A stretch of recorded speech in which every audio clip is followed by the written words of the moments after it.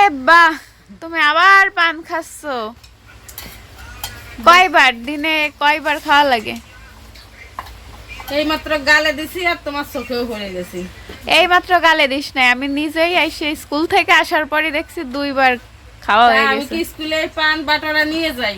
স্কুলে না আর তো দরকার নেই, স্কুল থেকে এসেই আমি দেখছি 2বার খাওয়া হয়ে গেছে, আবার তুই এই পানের ডিব্বা নিয়ে বইছিস। আরে তাও তো ভালো, ঠাকুরমার মতো সুন্দর ডিব্বা নিয়ে বইসা।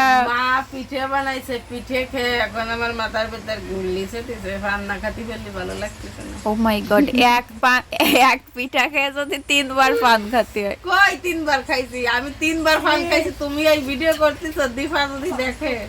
আমি নিজেই দেখছি 2বার। আর মা কোনো মিষ্টি জাতীয় কিছুই বাড়ি তৈরি হবে না, যদি বানাও একা একা বানাইতে না খেয়ে রাখবা। তুই আমার পান খাওয়া নিয়ে লাগলি কেন এখন?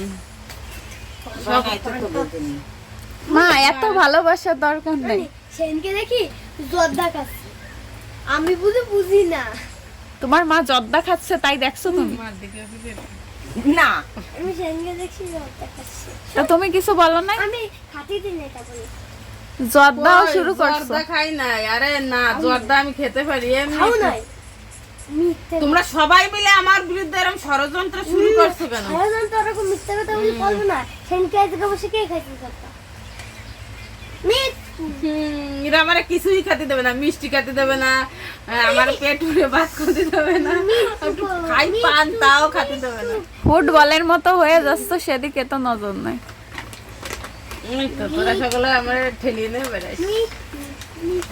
দেখ, তুই তো ক্যামেরা বন্ধ কর, আমি একটু পান খাইছি, তুই এবার তুই জনসম্মুখে আনিস না। তুমি